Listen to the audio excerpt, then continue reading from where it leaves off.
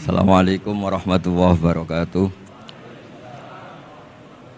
Nahmaduka ya ghafuru ya syakuru wa salli wa sallim barik ala sayyidina maulana Muhammadin wa ala alihi wa sahbihi asma'in amma ba'du. Ini alhamdulillah kalau sakit bayar utang ini sama Habib Jinten, karena beliau pernah rawuh di mbah saya di Fakhriyah. Dulu 3 tahun yang lalu kalau nggak salah beliau rawuh di Pondok Fakhriyah, itu milik mbahnya Kiai Hamid Pasuruan, juga masih mbah saya Kiai Abdullah bin Umar. Mbah saya namanya Fatimah binti Idrus bin Umar.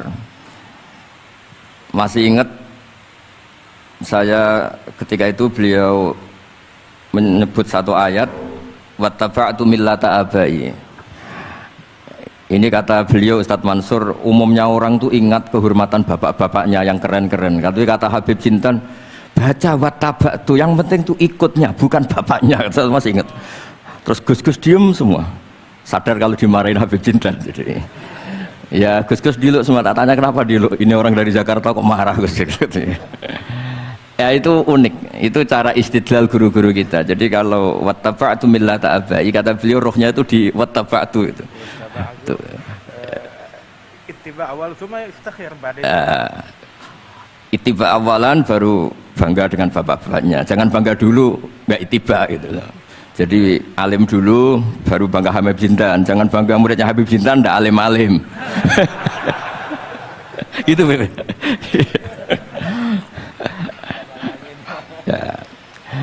Jadi memang saya secara sengaja cerita sanad ini saya baca Mas Jamal ya, panggilannya apa? Mas Jamal. Mas Jamal ya. Pertama saya baca Al-Iqdul Farid, ini karangannya Said Muhammad bin Alawi. Di sini saya baca supaya barokah dari karangannya Sayyid Muhammad.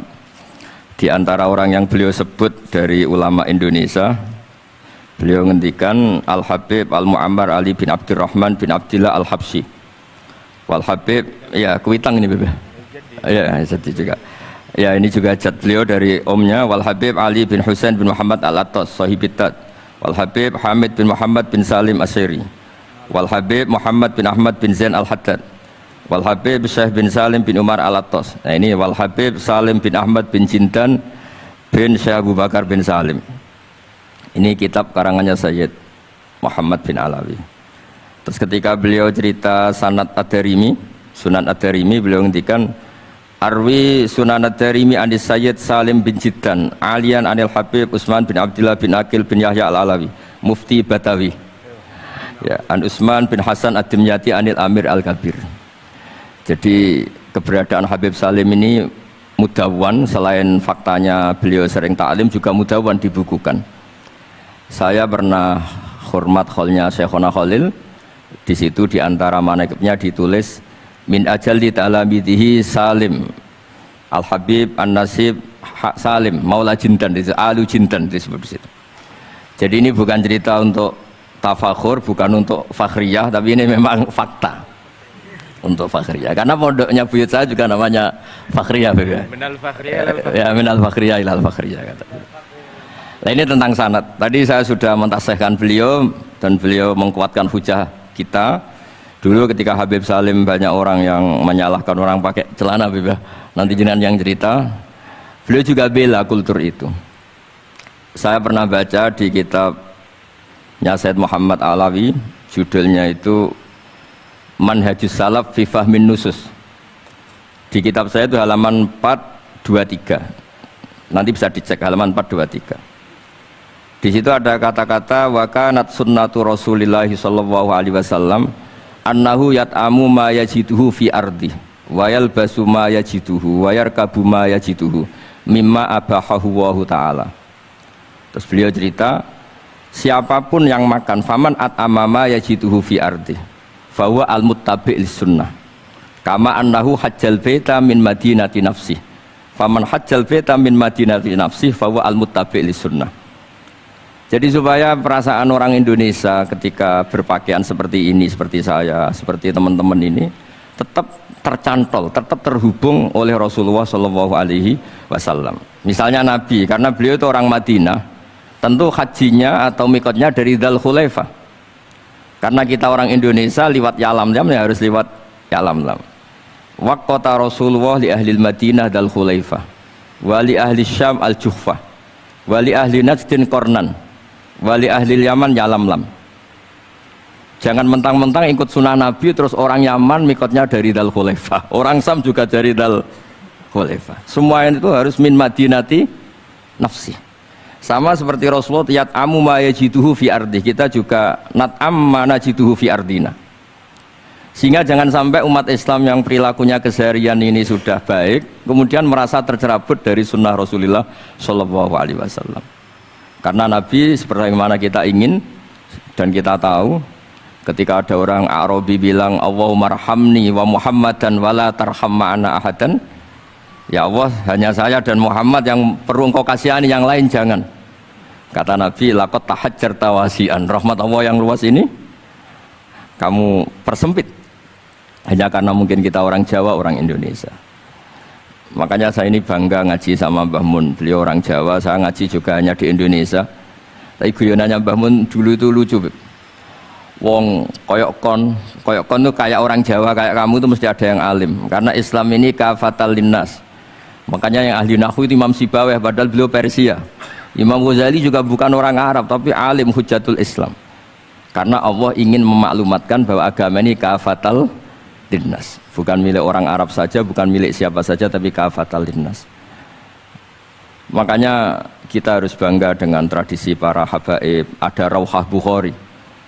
Bukhari itu kita tahu namanya itu Muhammad bin Ismail bin Ibrahim bin Mughirah. Setelah itu sudah namanya bin Bardasbah. Maula al-Ju'fi ini, Bardasbah itu orang yang dulu diislamkan keluarga al-Ju'fi. Itu Mbah Mun kalau guyon itu Bardasbah cara Jawa mbok parmin mbok parlan. Tapi nyatanya dia putu alim alamah namanya Imam Bukhari. Artinya kita tentu sepakat, sangat-sangat sepakat, sangat menghormati orang-orang yang arfa'u minna nasaban kayak para habib. Tapi para habib juga mau ngakui kayak pakai Bukhari as-Sahihul Kutub ba'da kita Bilal Bukhari. Sehingga memang nggak pernah ada masalah secara sanad, secara tradisi. Di kitabnya Sayyid Muhammad ini ada sanad dari ulama India yang orangnya juga macam-macam, dari marga macam-macam. Jadi saya mohon barokahnya sanad ini kemudian kita tahu apa sih sanad itu. Sanad itu ya kadang-kadang harus lewat orang yang mungkin kita tidak cocok. Dulu itu ada sahabat tanya, kalau mencium istrinya pas Ramadan itu sah apa enggak? Kebetulan ditanya itu Maimunah. Enggak tanya Saudah karena sangat yakin enggak itu, kalau Saudah itu enggak. Itu Maimunah jawabnya, kalau kita enggak ngalamin, coba tanya Aisyah yang potensi ngalamin dicium pas Ramadan.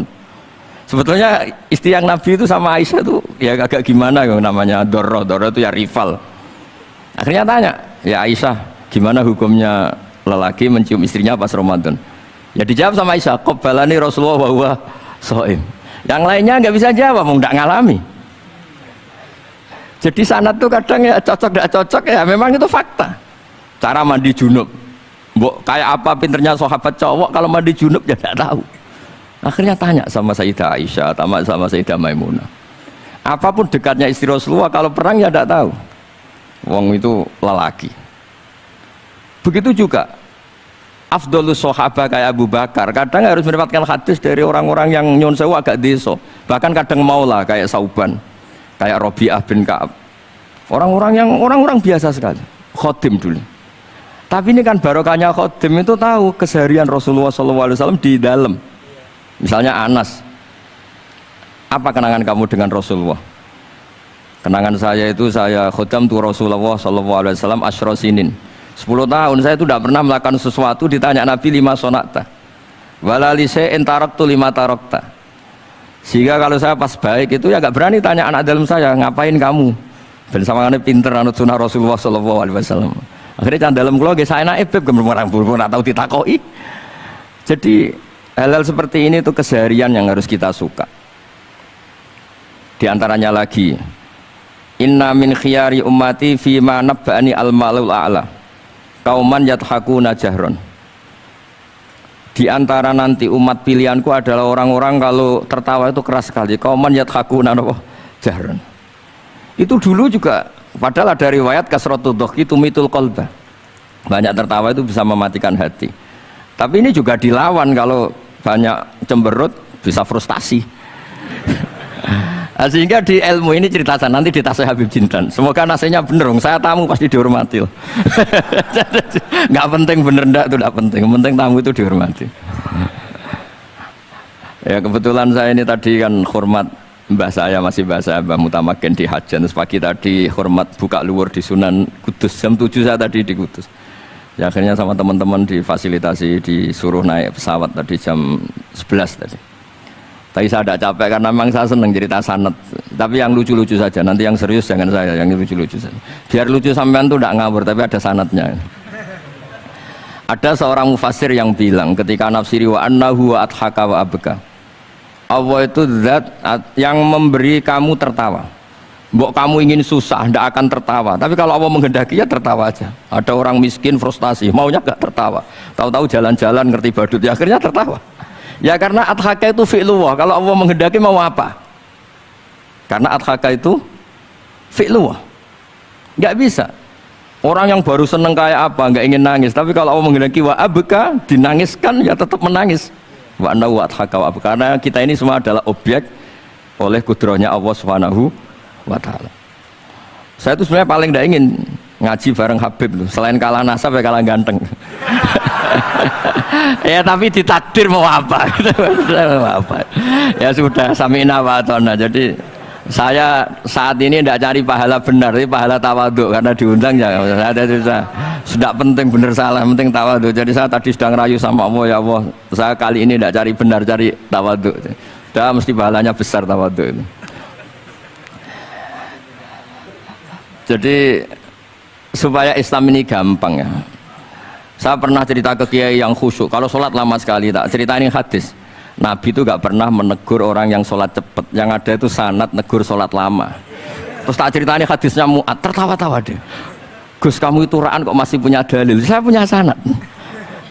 Ada nggak sanad Nabi negur orang yang baca surat pendek? Nggak ada. Yang ada itu yang baca surat panjang. Nanti bisa direvisi sama Habib Jitin kalau nggak cocok, tapi ini yang rileks saja karena potongan Islam Jawa ini kalau tidak berat nggak akan kuat. Jadi ya sudah, inna minkum munafirin katanya Nabi. Sholat yang terlalu lama itu munafir kata Nabi. Afattanun anta ya Mu'ad, kamu bikin umat ini nggak nyaman karena kalau kamu jadi imam itu lama sekali. Ini alhamdulillah betul, hadis ini harus kita hafal betul. Nah, supaya Islam ini meskipun pilihan-pilihan keseharian itu ada sanad, itu saja kepentingan saya. Yat'amu ma yajiduhu fi ardi wa yalbasu ma yajidu wa yarkabu ma yajidu. Saya sering beb di tahun desa-desa Gus, anak kula tahnik cethaki Gus tapi mboten enten kurma, wis nganggo degan ae. Lho Gus dari kiai-kiai ku kurma. Kurma itu halawiyat, ya degan juga termasuk halawiyat. Ya sudah. Kalau kamu ingin sunnah Rasul, Nabi enggak pernah sholat di Indonesia, berarti kalau kamu sholat ke Mekah dulu kata saya. Maksud saya supaya orang itu nyaman dengan Rasulullah itu hadir di semua sisi kehidupan kita. Kalau dalam istilah Sayyid Umar Hafid, faruhu Muhammadin sallallahu alaihi wasallam awsa wa asra. Kalau kamu bisa tawassul dengan Nabi Ibrahim, Nabi Musa, dan beliau-beliau bisa datang ketika Lailatul Mi'raj untuk hormat Rasulullah sallallahu alaihi wasallam di Baitul Maqdis, faruhu Muhammadin awsa wa asra kata beliau. Jadi bisa datang di kapan saja, di mana saja. Jadi jenengan meskipun di Indonesia tidak usah khawatir, kita semua ini dilihat Rasulullah SAW. Dan cara lihat Nabi itu gampang, tidak kayak kita. Kata Rasulullah, hayati khairun lakum wa mamati khairul lakum. Saya kalau masih hidup juga baik untuk kalian. Anda bisa cerita hadis dengan saya, sering bercengkrama. Dan ketika saya wafat kata Nabi, saya sudah dekat sama Allah Ta'ala. Kalau melihat kamu baik, saya muji Allah. Kalau melihat kamu salah, saya mintakan ampun. Makanya saya ini jenis kiai yang jarang istighfar. Ini bukan karena sombong. Saya ulang lagi, bukan karena sombong. Saya itu pengagum Sufyan As-Tsauri, itu diantara khasnya itu jarang berdoa. Misalnya. Ketika ditanya kenapa kamu jarang berdoa, selagi saya ngajar kata beliau ini, selagi saya ngajar itu masuk hadis ala khulafai rahmatullah.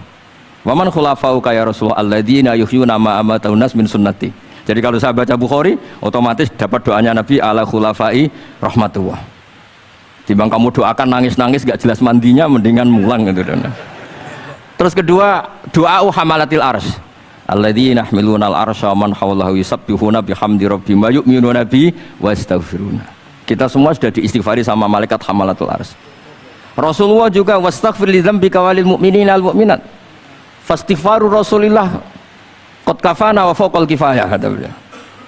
Artinya gini, kalau kangkang jarang istighfar itu jangan karena sombong, manfaatkan fasilitas ini gitu. Jadi semua itu jangan sampai kita ada istighfar karena jafa, karena jafatul qalb, karena qaswatul qalb. Enak lah kalau ada fasilitas gitu, ada fasilitas. Itu kalau saya pidato di depan Gus-Gus, kalau di depan Habib Mbak Berani, di depan Gus-Gus, itu ada yang setengah beling, setengah ada alim, ada yang alim. Terus yang beling-beling pesan sama saya, Gus tolong bela kami maksudnya. Ya kadang-kadang mubalek kan order pesenan itu. Terus tak bacain ayat walladzina amanu wattaba'athum dzurriyyatuhum biimanin alhaqna bihim dzurriyyatahum wama alasnahum min amalihim min syai'. Orang aba-abanya iman, anaknya iman itu nanti surganya disertakan mbahnya meskipun kelas amalnya ndak sama. Jadi mbah-mbahnya alim alama, anaknya yang ndak alim nanti surganya sama-sama yang alim. Kenapa sih kalau ada fasilitas nggak dipakai? Pakai aja nggak apa-apa kan. Yang alim yang komplain. Sudah kamu yang alim dihormati, dicucup, salami template, yang ikhlas saja, tidak usah protes kata saya gitu. Artinya saya inginlah keseharian kita yang awam, yang apa itu harus cari backupan hadis supaya semua keseharian kita itu ada apa? Sanad. Misalnya sampean kalau malam itu nggak bisa tidur, tahajud ndak, witir ndak, ya mutolaah ndak. Tapi lihatlah itu sebagai tarkul ma'asi. Apa tarkul ma'asi? Alhamdulillah malam ini saya ndak zina, ndak maling, ndak dugem. Coba kalau kamu malam-malam di kamar, itu namanya apa? Ndak tahajud, ndak witir kan? Tapi kamu harus syukur karena itu tarku zina, tarku sarikoh, tarku kada wa kada. Supaya kamu tetap syukur sama Allah Ta'ala. Itsmamin mubakhin ila wa yatahaqqaqu bihi tarku haramim ma. Setiap mubah yang kita lakukan pasti di saat itu ada haram yang kita tinggalkan. Makanya dulu banyak orang-orang soleh yang semalaman tuh guyon sampai pagi. Bukan karena ingin urakan, enggak, karena mengalahkan setan. Malam itu godaan mungkin ingin ngintip siapa itu masih kuat sekali. Ingin nonton siapa itu kuat sekali. Terus setan dilawan dengan guyon. Ternyata setelah guyon tuh asik, tahu-tahu pagi dan dutannya selesai. Oh itu setan bisa setruk melawan orang alim yang seperti ini. Karena nilainya tarkul masih. Meskipun dengan cara guyon, karena kalau yang cara wiridan itu calon wali, Beb. Kalau yang nggak calon wali, ya pokoknya tarkul maksiat. Maksud saya supaya harian kamu yang biasa-biasa saya ini menjadi luar biasa karena ada sanad. Ada apa? Ada sanad. Makanya dulu ulama-ulama itu kalau ngelawan setan itu pakai faroh, pakai seneng. Karena setan tuh paling seneng kalau melihat orang mukmin susah. Kalau susah terus ngersulo, kalau ngersulo gugat kodok qadar. Disebut innaman najwa minasyaiton liyahzunal ladzina amanu. Jadi setan tuh targetnya supaya orang mukmin itu resah. Kalau resah gugat. Pertama gugat orang tua. Ngapain sih jadi anaknya orang miskin? Jadi susah kita kan. Kalau yang nggak mulia ngapain jadiannya parman? Kalau saya Habib kan langsung mulia, kalau Gus kan langsung mulia. Gugat orang tua, gugat sana, gugat sini. Tapi kalau kamu sudah seneng, wajah pesek, welek, keriting, sawan ngerah karuan. Kan nambah nggak gugat siapa-siapa. Ya sudah yang kebaik kul bifadlillah birahmati fabidzalika falyafrahu. Jadi saya ingin semua itu senang bifadlillah birahmati yang rileks, yang saya ini kalau nuruti capek-capek. Tadi malam saya di Mbah Mutamakin, tadi pagi hormat Sunan Kudus. Terus tadi naik pesawat datang mandi langsung hormat. Kalau itu dihitung capek, capek. Tapi kalau dihitung senang ketemu Habib Jintan, ketemu jenengan, kesempatan seperti ini nggak gampang. Ya sudah selesai. Makanya ini latihan ya, latihan terus. Saya ulang lagi apa latihan terus supaya Islam itu ada di semua sisi hidup kita.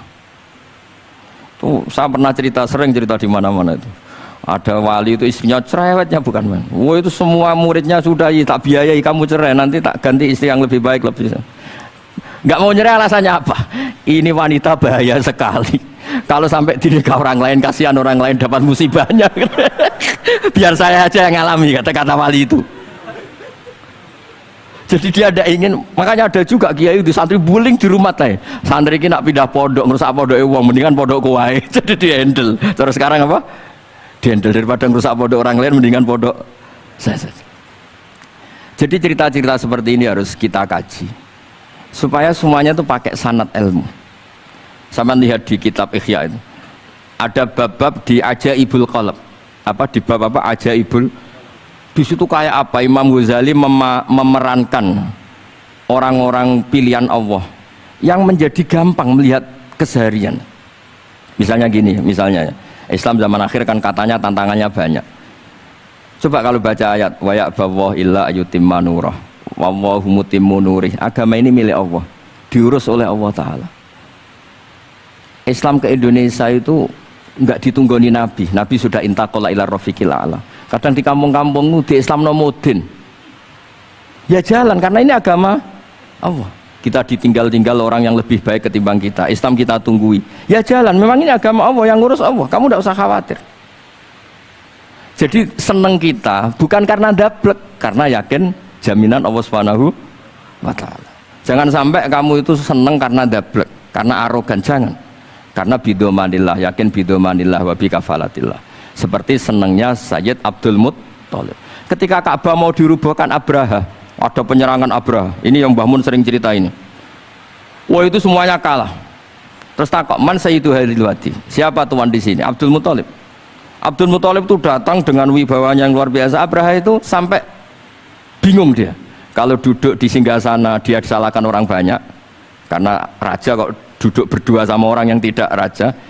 Kalau Abdul Muttalib di bawah dia nggak punya nyali karena ada hebatnya Sayyid Abdul Muttalib. Oh, oleh takdim luar biasa. Setelah itu tanya, apa keinginan kamu? Saya tidak ingin perang, saya hanya ingin merobohkan Ka'bah. Ternyata Sayyid Abdul Muttalib jawabnya apa? Unta saya yang 100 lo kembalikan dulu, tidak usah cerita Ka'bah. Kagetnya bukan main Abraham. Kamu ini pemimpin yang nggak benar. Ka'bah itu dinu kawa dinu abaik, itu kan agama kamu.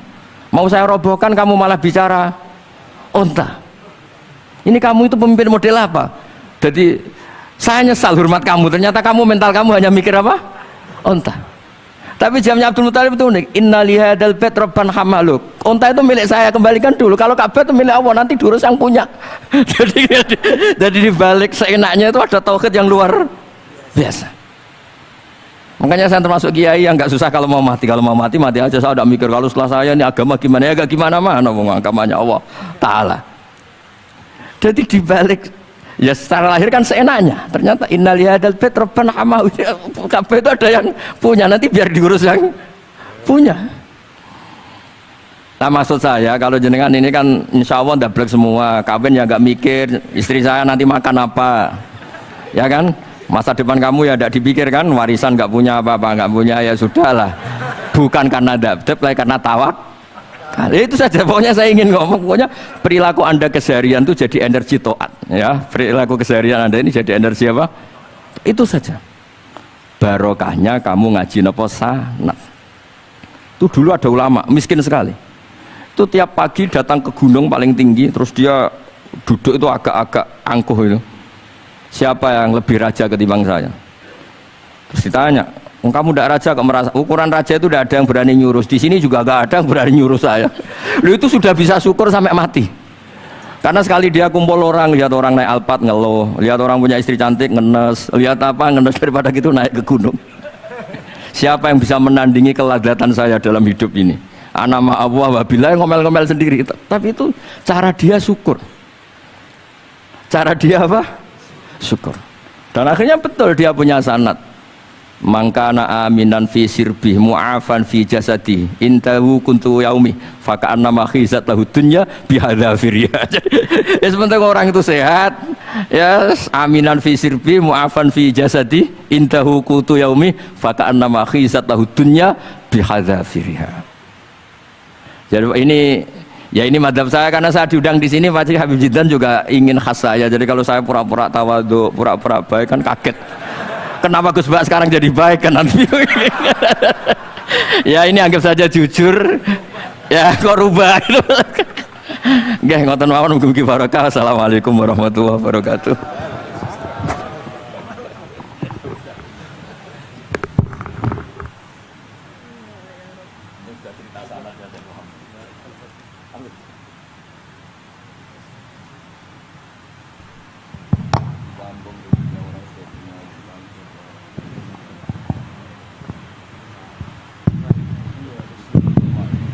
Alhamdulillah tadi sudah kita dengarkan dari Gus Baha yang tetap memelihara orisinalitasnya.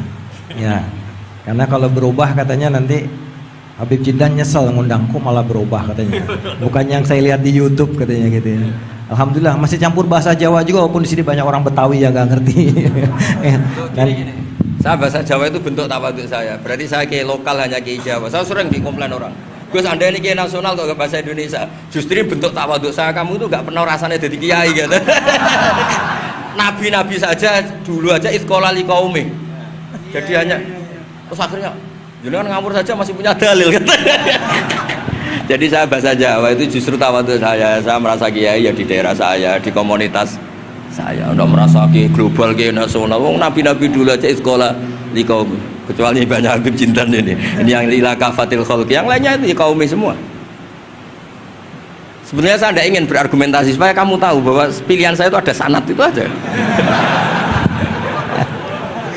jadi ngawurnya aja ada sanad ya Gus ya. Dan memang Gus Baha nggak seperti kiai yang lain ya, mungkin termasuk Kiai Yusuf Mansur atau kiai yang lain. Itu kalau bikin konten kan memang sengaja bikin konten gitu. Kalau Gus Baha lagi direkam aja dia nggak tahu direkam gitu. Tiba-tiba ceramahnya kemana-mana orang denger, terus ngundang-ngundang beliau kemana-mana. Dan yang salah. Duda nggak mau tapi terkenal. Saya ini nyaur utang gitu kalau Duda nggak mau. Muka Pak. Iya. Sebetulnya Gus Baha itu yang kita tahu bahwa beliau tidak senang ceramah. Betul. Nah ini pasti benar ya, saya nggak disalahin, bayar utang aja. Dan hanya mau diundang kepada dengan orang-orang tertentu termasuk Habib Jindan ya, karena takziman wa takriman. Nah itu karena beliau itu nggak mau ceramah, beliau maunya baca kitab. Jadi insya Allah kalau Habib Jindan ngundang lagi baca kitab, insya Allah beliau mau datang lagi. Insya Allah. Kayak Yusuf Mansur Girian besok ngundang ke Darul Quran. Itu kalah sepuh. Iya, jadi ini alhamdulillah kita dengar dari beliau. Tapi nanti insya Allah kita ada tanya jawab, gak usah khawatir. Ilmu Gus Baha masih kita gali lagi. Dan sekarang kita berikan kesempatan, kita mohon perkenannya Habibana Sayyidil Habib Jindan bin Novel bin Salim bin Janan.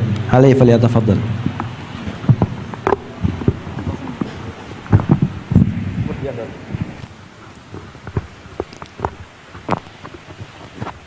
Assalamualaikum warahmatullahi wabarakatuh. Alhamdulillah wassalatu wassalam ala sayyidina Rasulillah Sayyidina Muhammad bin Abdullah wa ala alihi wa sahbihi wa mawalah. Ma ba'd. Kita bersyukur kepada Allah Ta'ala atas pertemuan yang dan kesempatan yang demikian mulia ini di hari yang teramat mulia, di bulan yang teramat mulia, bulan Muharram, di hari Senin dan bertepatan hari Ashura, hari 10 Muharram 1444 tahun sejak hijrahnya Nabi besar Muhammad sallallahu alaihi wa alihi wasallam. Sungguh kesempatan yang amat baik. Alhamdulillah kita berkumpul bersama akhina Kiai Haji Bahauddin Nur Salim. Mudah-mudahan Allah Ta'ala berikan kesehatan, afiat, keberkahan kepada beliau dan segenap para ikhwanina, sahabat-sahabat kami, Kiai Haji Yusuf Mansur, kemudian juga Sayyid Al-Habib Saleh bin Ali Al-Attas, wal ikhwan wal ahbab, dan Al-Habib Alwi di sini, dan juga teman-teman lainnya semuanya. Ada Kiai Khairullah Ramli, Kiai Jamil, Masya Allah, semua yang hadir di sini. InsyaAllah Allah Ta'ala jadikan jam'ana hadha jam'an marhuma, tafarrugana min ba'di tafarrugan ma'asuma, wa la yaj'al fina wa la minna wa la ma'ana syagiyan wa la mahruma. Al-Imam Abdullah bin Ali Al-Haddad Al-Mujaddid fi zamanih, beliau menyebutkan bahwasanya syajaratul ukhuwah, pohon persaudaraan, tusga bima'id tazawur wa tuthmir at-ta'awun ala ta'atillah. Sesungguhnya pohon persaudaraan itu harus disiram. Kalau enggak disiram akan mati. Kalau mati maka enggak akan membuahkan, enggak ada gunanya, enggak bakal ada manfaatnya, berujung untuk ditebang.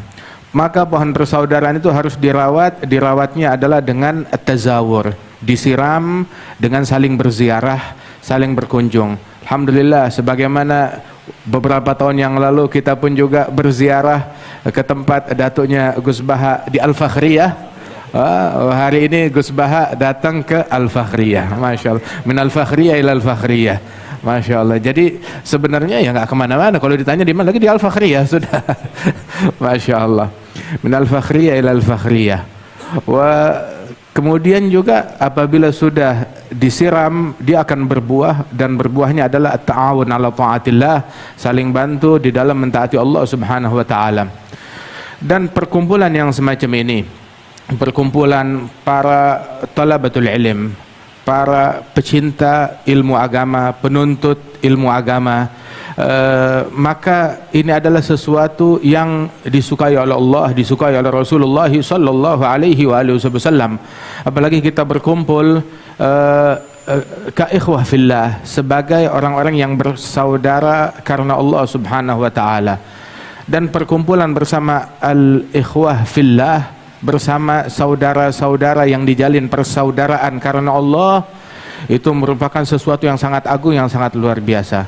Yaqul al-Imam al-Arif billah Al-Habib Ahmad bin Hasan Al-Attas. Hadha Al-Habib Ahmad bin Hasan, beliau gurunya, beliau adalah sahabat Sayyid Abbas Al-Maliki, datuknya njitnya Al-Habib Muhammad bin Alwi bin Abbas Al-Maliki. Beliau yang memberikan nama. Dulu Sayyid Abbas Al-Maliki nggak punya anak laki, dia punya anak laki meninggal, dia punya anak laki meninggal. Hingga akhirnya datang Al-Habib Ahmad bin Hasan, muridnya Sayyid Ahmad bin Zaini Dahlan.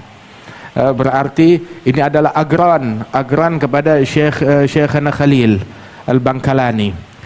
Ketika jumpa dengan Al-Habib Ahmad bin Hasan, minta doa, dibilang kamu bakal dapat anak, tapi dengan syarat kasih nama, ya, namanya nama kami, yakni Sadah Al-Alawiyin Al-Husainiyin. Beliau adalah Al-Hasani, dan di dalam keturunan mereka itu nggak ada yang namanya Alawi.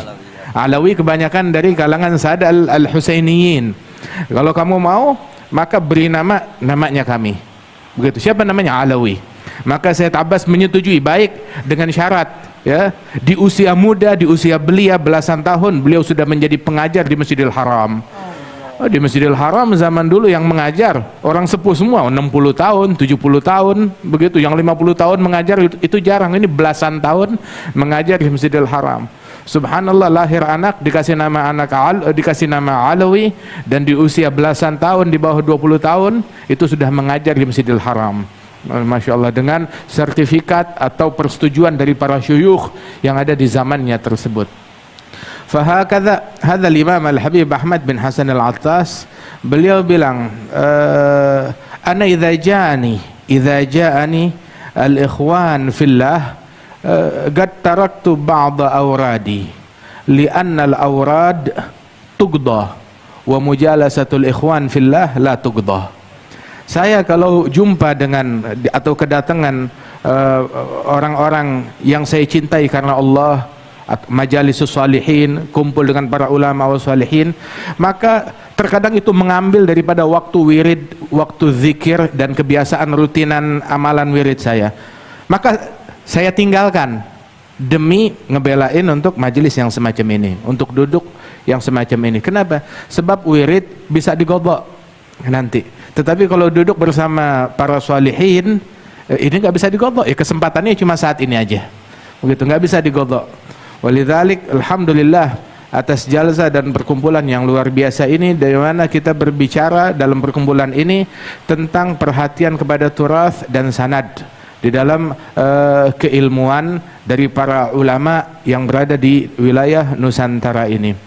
Apabila banyak sekarang ini para muslimin, para penuntut ilmu di Indonesia, mereka menimba ilmu, menuntut ilmu ke luar negeri, ke Timur Tengah, kebanyakan di antara mereka, maka di dalam kurun waktu beberapa tahun yang lalu, sekitar 50 atau 80 tahun yang lalu sampai ke atas, justru saya tidak bilang para awam dari masyarakat Timur Tengah, tidak, tetapi para ulama Timur Tengah datang ke Indonesia untuk belajar dan berguru kepada para ulama yang ada di Indonesia.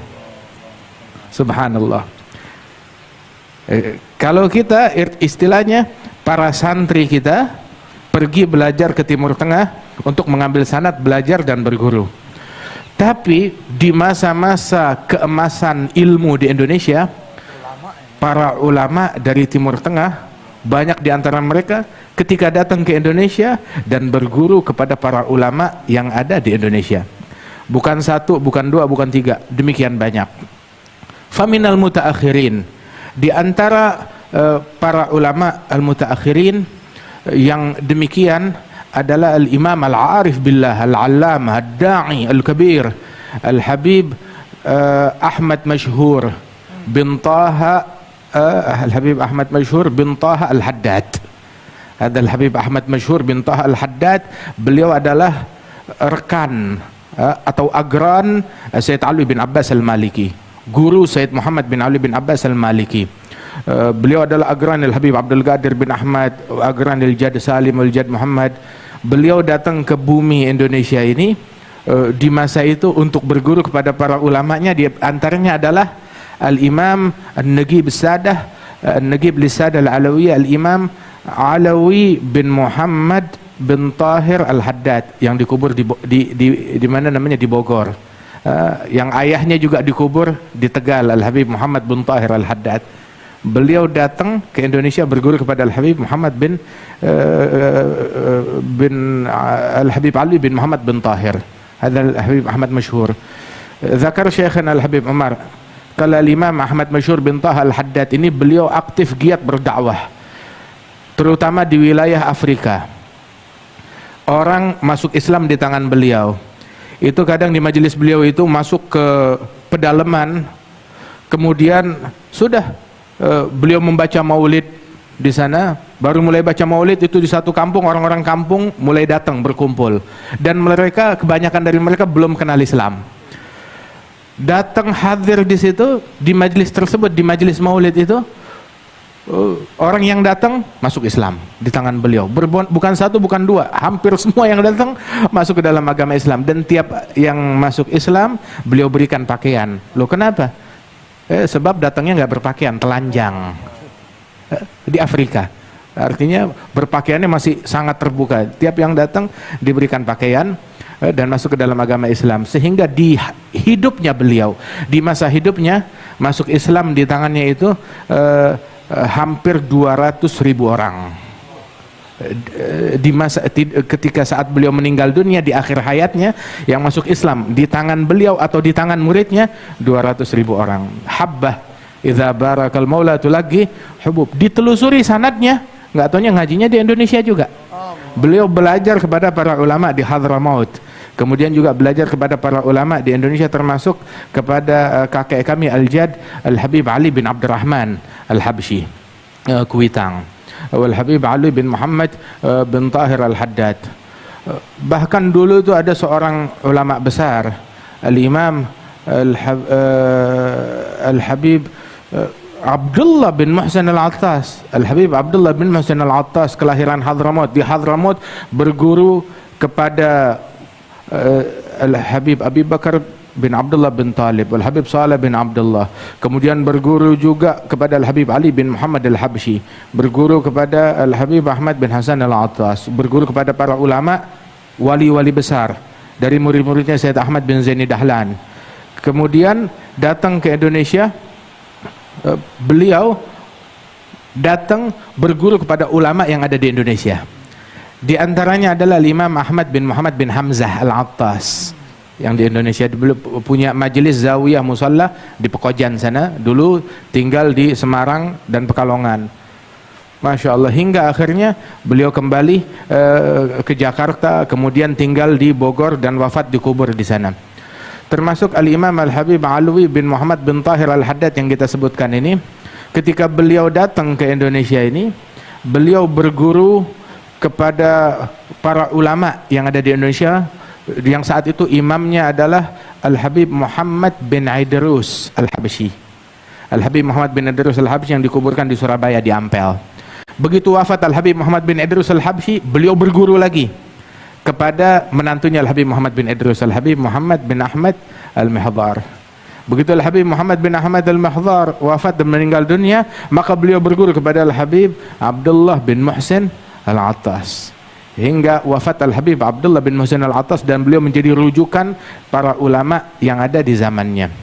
Waljad Al-Habib Salim bin Ahmad bin Jindan, beliau memiliki guru lebih dari 360 guru, 360 syekh, lebih dari 300 syekh. Disebutkan oleh kakek dari guru kami, Al-Habib Salim bin Hafidh, itu Al-Habib Umar bin Muhammad bin Salim bin Hafidh. Ada Al-Habib Salim bin Hafidh, kakeknya Habib Umar, guru besar, dan beliau juga adalah kakeknya Al-Habib Ali Masyhur, Syekhana, dan Habib Masyhur berjumpa dengan Habib Salim bin Hafidh dan berguru kepada beliau. Dalam Minhatul Ilah, Al-Habib Salim bin Hafidh menyebutkan para masyayikhnya, para guru-gurunya, dan sanad beliau kepada para guru-guru tersebut. Ada ratusan di situ.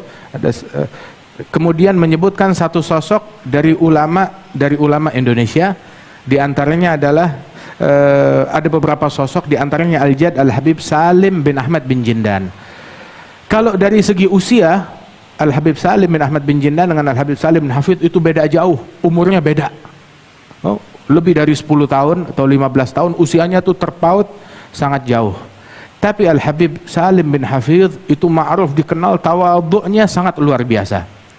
Sehingga ketika melihat keilmuan seseorang, beliau nggak segan-segan walaupun usianya lebih muda untuk minta ijazah dan berguru kepada, mengambil sanad kepada ulama tersebut.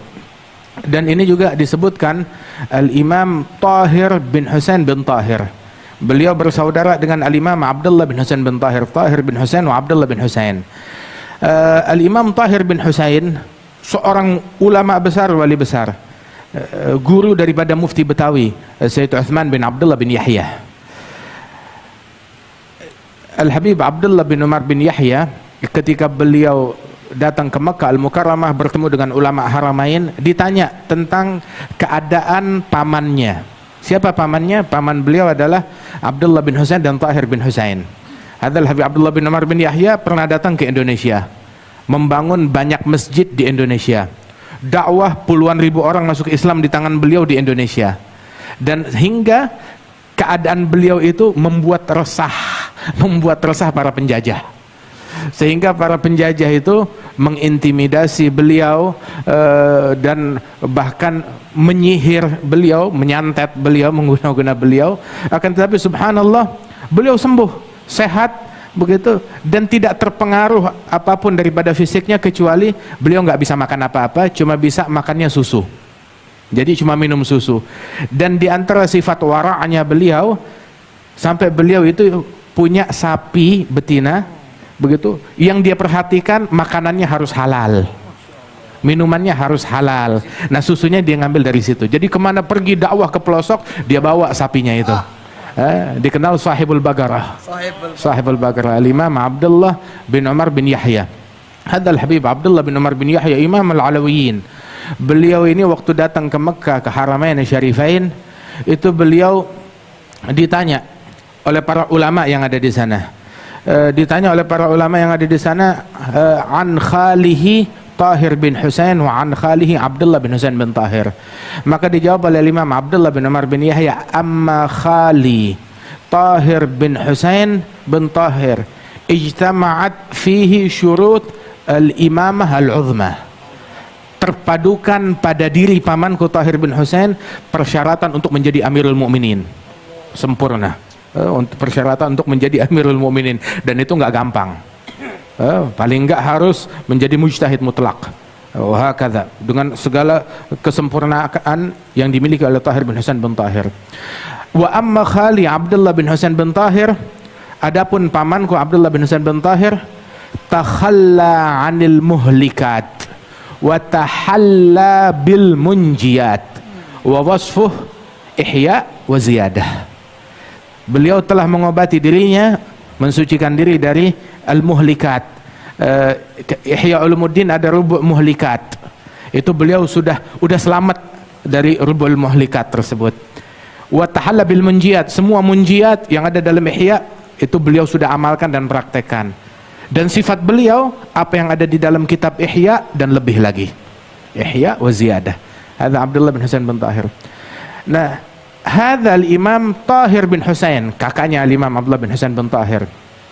Hadza al-Imam Tahir bin Husain setiap kali berjumpa dengan ulama, mau itu lebih tua ataupun lebih muda ataupun satu level, dia jumpa dengan ulama, maka dia bersimpuh di hadapan ulama tersebut, dia ambil kitab, begitu mengambil berkah, biarin saya mengambil sanad, mengaji, membaca satu kitab di hadapan ulama tersebut.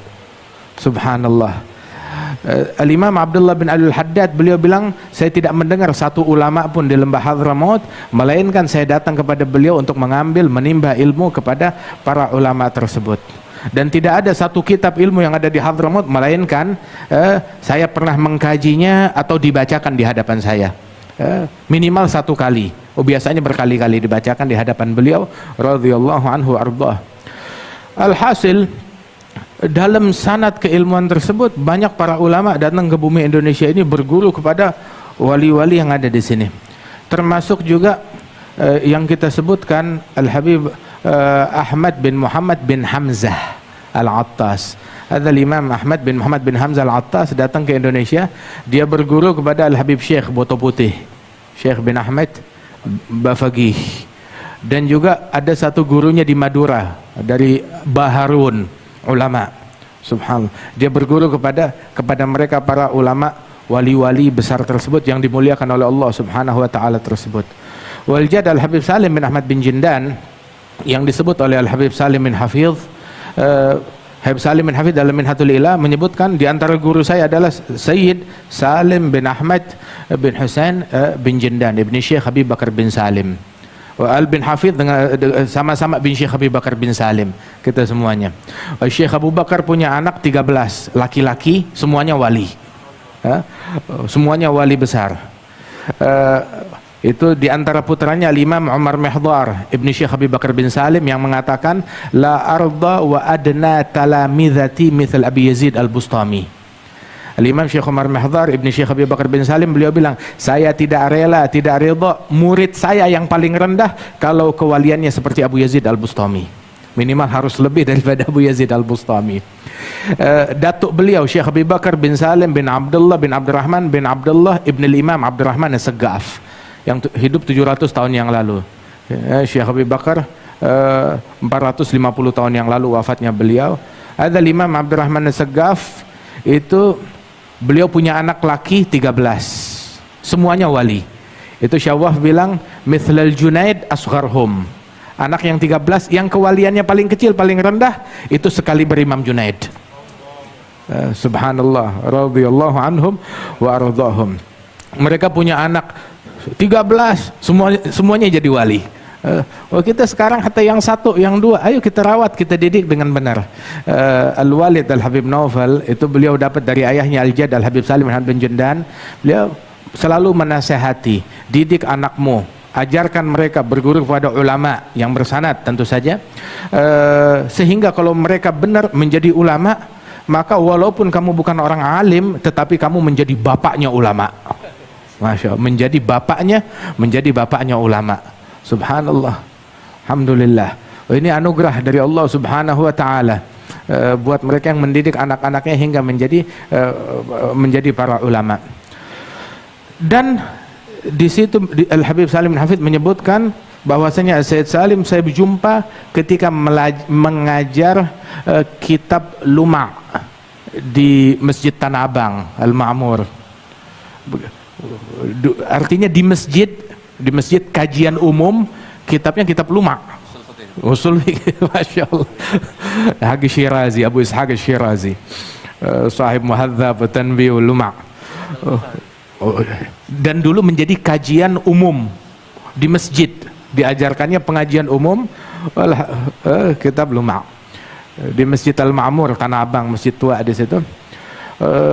Subhanallah. Kemudian saya mendengar ceramahnya, nasihatnya, dan meminta ijazah kepada Al-Jad Al-Habib Salim bin Jindan, dan juga Al-Jad Al-Habib Salim meminta ijazah kepada Al-Habib Salim bin Hafidh. Kemudian Al-Jad Salim menyebutkan di antara para guru-gurunya, banyak di antara para kiai-kiai besar yang ada di bumi Indonesia ini. Umin ajallihim, di antara yang paling agung, yang paling mulia di antara mereka adalah Syekh Muhammad Khalil Al-Bangkalani, yang beliau pun juga di dalam hadis musalsal biyaumi Ashura, hadis musal yang nanti insyaallah akan kita bacakan, itu pun juga beliau merujuk sanadnya kepada Syekh Khalil Al-Bangkalani ini, Syekh Maulana Khalil Al-Bangkalani radhiyallahu anhum wa ardhahum. Kemudian juga beliau berguru kepada banyak para ulama yang ada di Indonesia ini dan menghidupkan daripada sanad keilmuan tersebut. Dan uniknya, ketika kita menemukan sanad para ulama yang ada di Mekah minal mutaakhirin, ditemukan sanad tersebut baliknya kepada para ulama yang ada di Indonesia juga.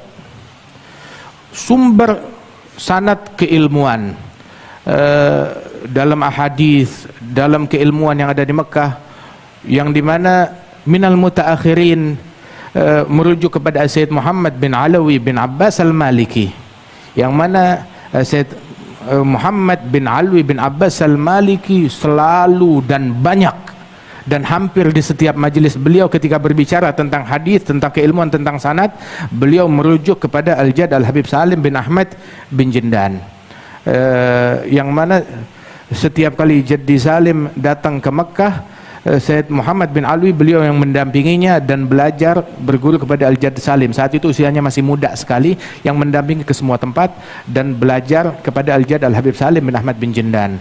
Saking dekatnya mereka juga hubungan keluarga kami dengan keluarga Al-Maliki, sampai dipersaudarakan antara ayah kami Al-Walid Al-Habib Naufal dengan Sayyid Muhammad bin Ali bin Abbas Al-Maliki, dipersaudarakan antara mereka oleh Al-Jad Salim dan oleh Sayyid Alwi bin Abbas Al-Maliki.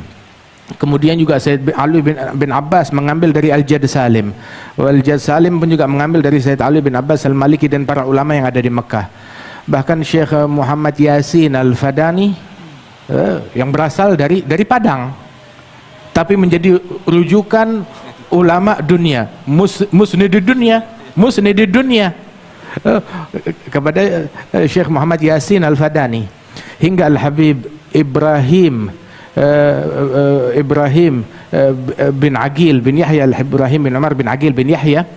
Beliau pun ketika jumpa dengan Syekh Muhammad Yasin Al-Fadani saling bertukar ijazah. Wal Habib Ibrahim bin Aqil beliau menguasai sanad keilmuan dari para sadah Al-Alawiyin dan para ulama yang ada di Yaman. Syekh Muhammad Yasin Al-Fadani yang saat itu memang lebih muda usianya daripada Al Habib Ibrahim bin Aqil, tetapi beliau banyak menimba keilmuan dari para ulama, dan dulu para ulama datangnya semuanya ke Mekah. Jadi di situ beliau meraih keuntungan mendapatkan sanad keilmuan dari semua para ulama yang datang ke Mekah. Hingga Al-Habib Ibrahim bin Aqil yang sepuh juga meriwayatkan kepada Syekh Muhammad Yasin Al-Fadani, dan saling bertukar ijazah, dan dengan begitu terhubung sanad antara barat dengan timur. Subhanallah. Dan semuanya itu berhubung dengan sanad para ulama yang ada di Indonesia ini, radhiyallahu anhum wardahum. Dan perhatian kepada sanad ini demikian penting, sebab dikatakan bahwasanya as-sanad min khususiyah hadhil ummah. Sanad adalah keistimewaan yang Allah Ta'ala berikan kepada umat Nabi Muhammad sallallahu alaihi wasallam, yang ini dalam umat Nabi Muhammad tetap terjaga hingga zaman kita. Tapi di dalam agama-agama yang lain, ajaran yang lain, nggak ada sanadnya. Nggak ada sanadnya, nggak ada ketemu. Mereka nisbatkan, oh ini kepada Nabi Isa, ini kepada Nabi Musa. Ditelusuri nggak ada sanadnya. Menggotek, terputus begitu aja.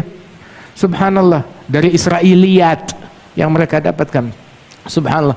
Wah, adapun yang bersumber dari Israiliyat, apa yang yuwafik dengan ajaran kita, mayukhalif, bisa kita terima dan kita pakai. Begitu, selama itu nggak ada kaitannya dengan hukum. Apa yang yukhalif, yang bertentangan, maka ya kita tidak terima. Begitu. Khudh min Bani Israel wala haraj wa hakadha. Kemudian juga sampai disebutkan bahwasanya laula sanad lagala man syaa bima syaa. Kalau bukan keberadaan sanad keilmuan ini, maka seseorang akan berbicara semaunya, dengan menisbatkan kepada semaunya. Tetapi harus ada sanadnya, sumbernya dari mana dia dapatkan.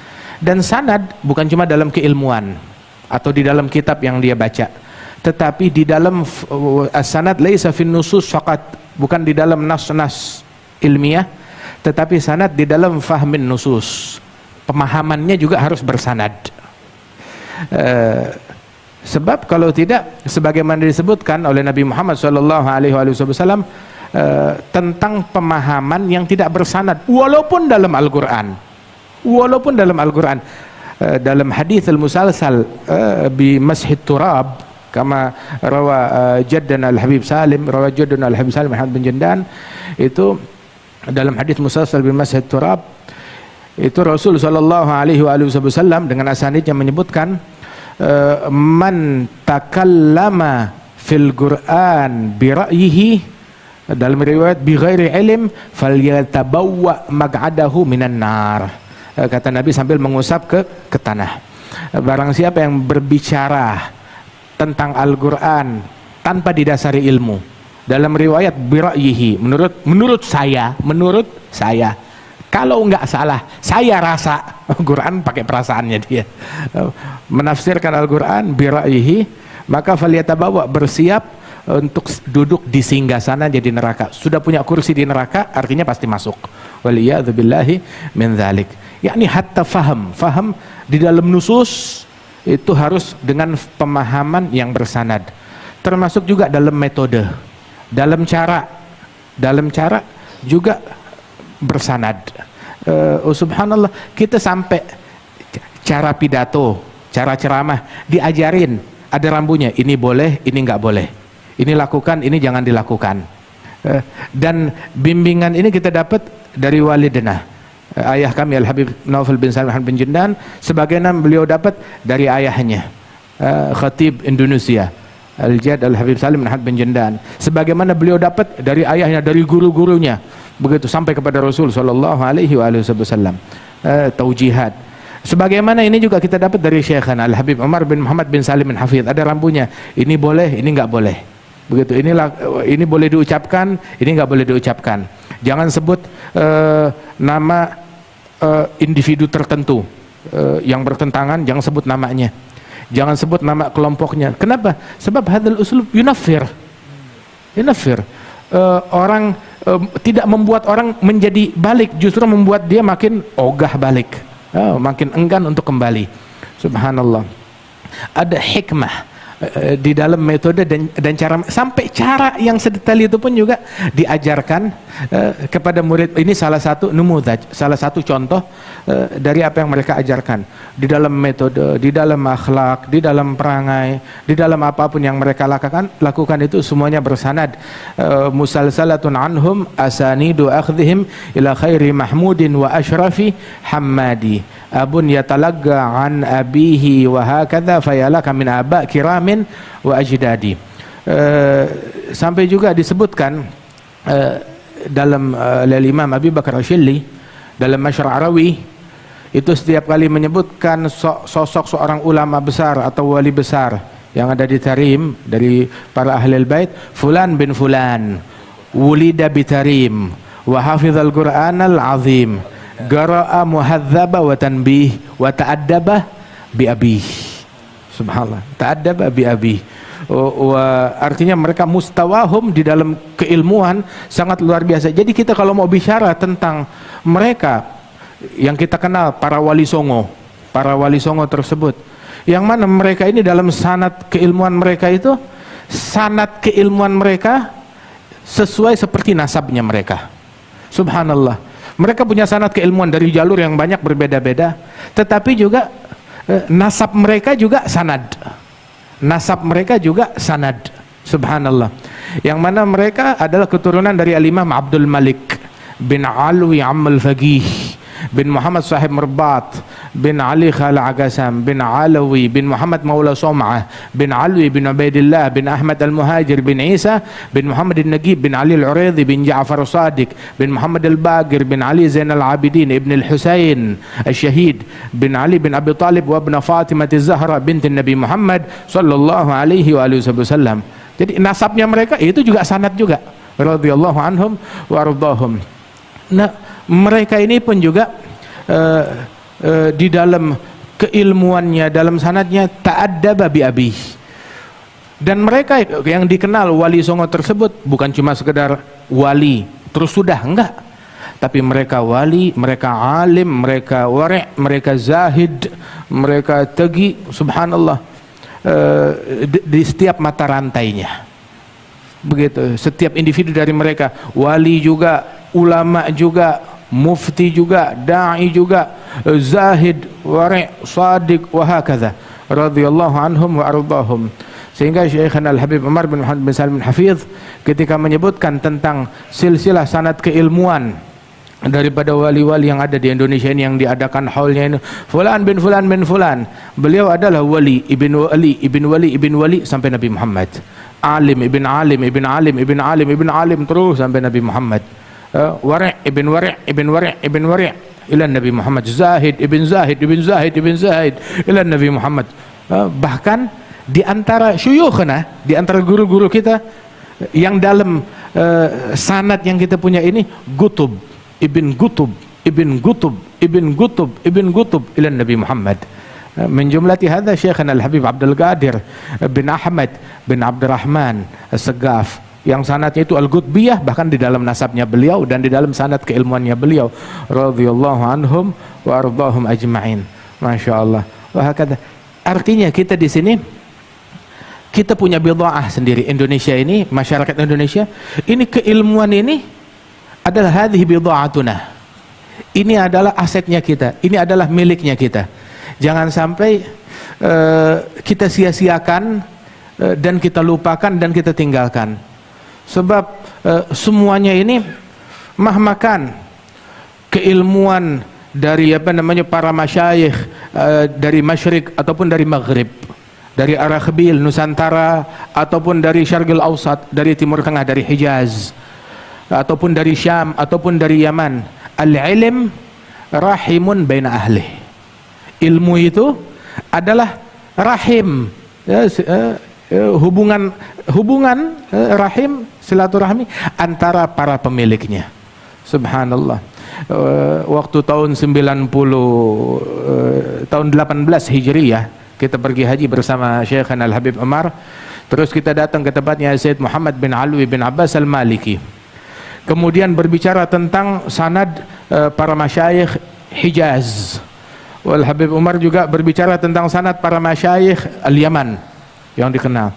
Hingga akhirnya Al-Habib Umar mengatakan kami dan Sayyid Muhammad bin Ali Al-Maliki dalam sanad keilmuan kami ini, kita semuanya adalah dari sumber, dari mamba, dari tempat yang sama. Terus hatta hadil kalimah tu'jib Sayyid Muhammad katsir, membuat Sayyid Muhammad itu demikian takjub dengan kalimat ini. Al-Habib Umar bilang itu di Hadramaut ada namanya Jabiyah. Jabiyah itu apa kalau di sini? Jadi kolam orang untuk ambil air wudhu, Jabiyah. Itu Jabiyah itu biasanya 4 pintu. Nah, di dalamnya itu, kolamnya itu aksar min gullatain, orang wudhu di situ atau mandi di situ. Nah, itu di bagian bawahnya itu walaupun terpisah 4 ruangan, akan tetapi di bagian dalamnya itu airnya itu saling menyatu. Airnya itu menjadi satu. Nah, begitu juga sanad keilmuan kami, kata Al-Habib Umar. Walaupun saya dari pintu yang ini, Sayyid Muhammad dari pintu yang ini, tapi pada hakikatnya di dalamnya airnya kita semuanya satu, sama. Ditelusuri bersumber dari para masyayikh yang sama, radhiyallahu anhum wa ardahum ajma'in. Ala kulli hal, sebenarnya yang dinantikan ini bukan saya, Gus Baha yang dinantikan. Kita di sini semuanya alhamdulillah, para ikhwanana, ashabana wa ahbabana, para asatidzah yang hadir tengah-tengah kita ini, mereka mengharapkan ijazah dari Gus Baha juga. dan mudah-mudahan Allah Ta'ala berikan keberkahan. Wa insyaallah mithal hadhil jalsah tatakarrar insyaallah, wa nafrah bimaji'ikum ahlan wa sahlan wa marhaban. Nazaltum fi manazilina fazadat bikum syarafan tadha'afa bin nuzuli wa maqdamukum alaina fihi busyra lana wa lakum bi idrakil qabuli. Wa nasallahu ta'ala al-qabul insyaallah lana wa lakum al-jami'. Amin ya rabbal alamin.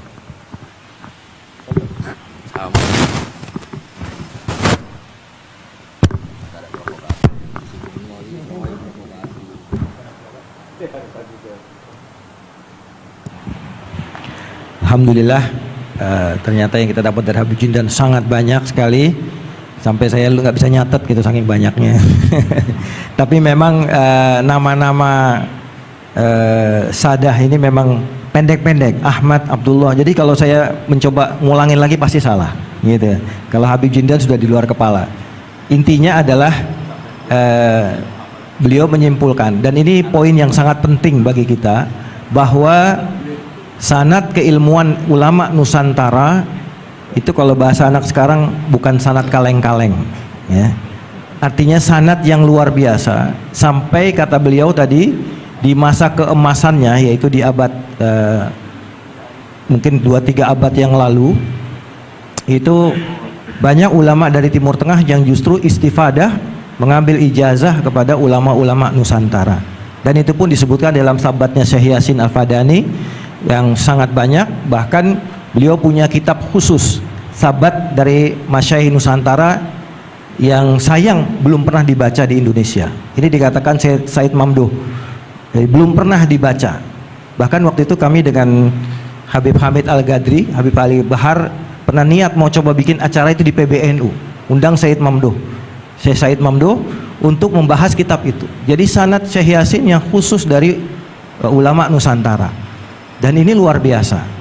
Dan kita tahu bagaimana tadi disebut Syekh Yasin juga bukan hanya ada cerita sedikit, Habib digelari oleh Said Abdullah bin Siddiq Al-Ghumari, bin Muhammad Siddiq Al-Ghumari.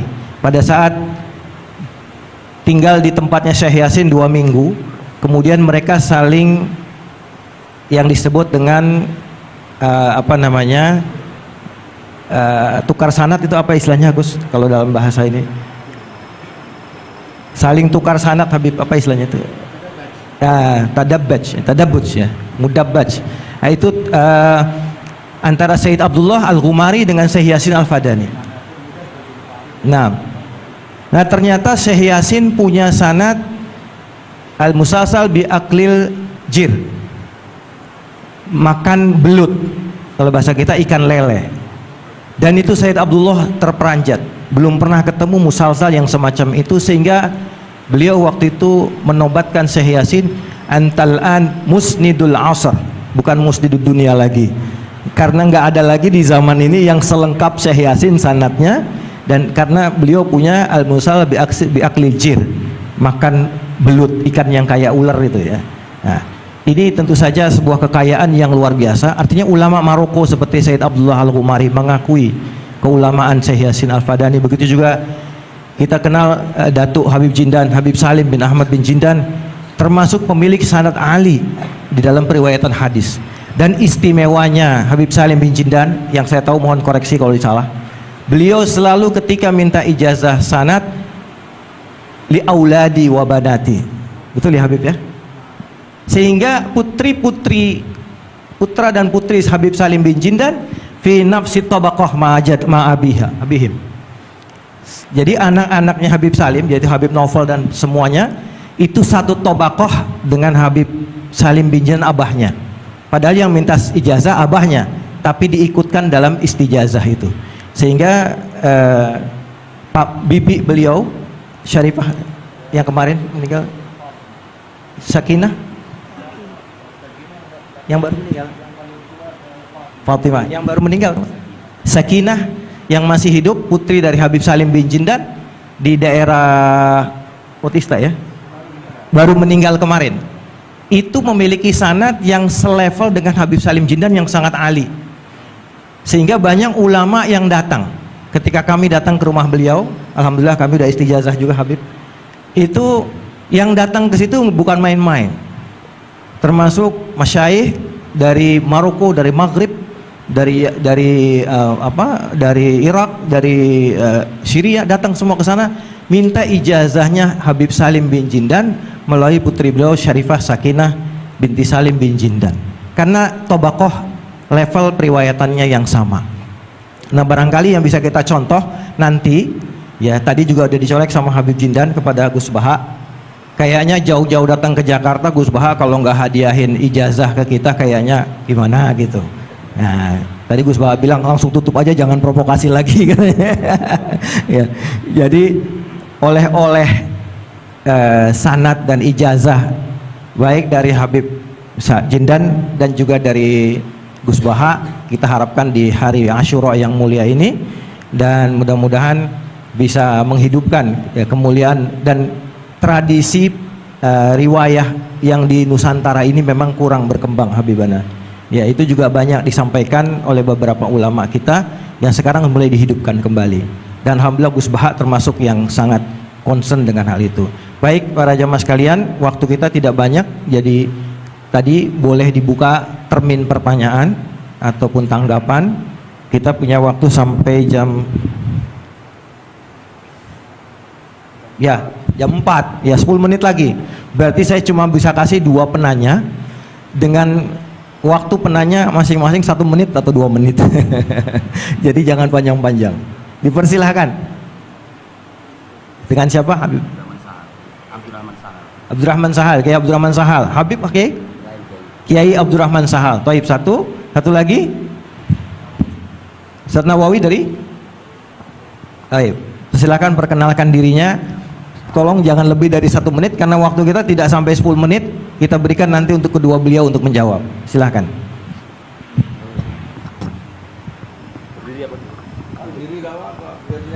Assalamualaikum warahmatullahi wabarakatuh. Pada Habib Jindan, Gus Baha dan semuanya, langsung saja mengikuti daripada apa yang disampaikan Gus Baha, yaitu gerakan cangkem elek.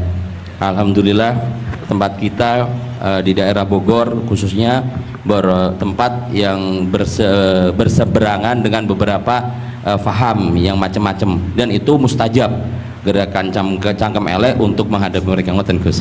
Terus kulot dia nyuwun ijazah terus mewakili sedaya, dan yang kami kalih mumpung teng mriki kan ingkang didhawuhaken Gus Bawau fasilitas dinggo fasilitas nyuwun fasilitas ijazah ngrungokke tafsir Jalalain ingkang teng YouTube. Terus nyuwun ijazah ingkang kathah niki. Ambil ijazah yang banyak, fasilitas dari apa yang jadi tadi disebutkan beliau, fasilitas, masyhad dan semuanya. Jadi kita memiliki cara fikir yang enteng, yang enak. Dan mumpung wonten ijazahipun nggih kula suwun ngoten Gus Bang. Ngoten cekap semanten. Assalamualaikum warahmatullahi wabarakatuh.